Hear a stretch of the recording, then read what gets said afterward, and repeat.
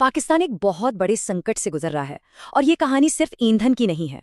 ये पुरानी कहावत आज पाकिस्तान की हालत पर बिल्कुल सटीक बैठती है। ये कोई छुट्टी का ऐलान नहीं है। स्कूल इसलिए बंद है क्योंकि बसों में डालने को तेल नहीं बचा। इस संकट के बीच सरकार ने एक कंजर्वेशन प्लान यानी बचत योजना की घोषणा की है।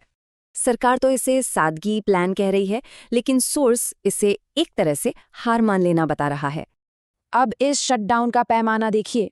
60% सरकारी गाड़ियां सड़कों से हटा दी गई हैं। इसका मतलब ये है कि देश का सरकारी तंत्र ही अब ठीक से काम नहीं कर पा रहा है। तो एक परमाणु शक्ति वाला देश अचानक बिना ईंधन के कैसे रह गया? इसकी दो वजह है। पहली वजह तो फौरी है। मिडिल ईस्ट में तनाव बढ़ा और तेल सप्लाई के रास्ते बंद हो गए। लेकिन असली जड़ कहीं ज्यादा गहरी है। ये दशकों की गलत नीतियों का नतीजा है।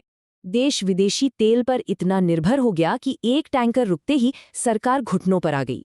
और विडंबना देखिए, एक न्यूक्लियर पावर जिसके पास अपनी गाड़ियां चलाने तक को तेल नहीं है। बात सिर्फ सहूलियत की नहीं है, पुलिस और एम्बुलेंस जैसी जरूरी सेवाएं भी प्रभावित हो सकती हैं। तो क्या कर्ज के इस जाल से निकलने का कोई रास्ता है?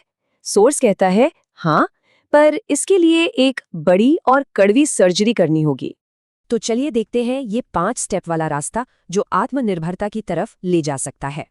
असल में बात सिर्फ टेक्नोलॉजी की नहीं, बल्कि देश की सोच और प्राथमिकताएं बदलने की है।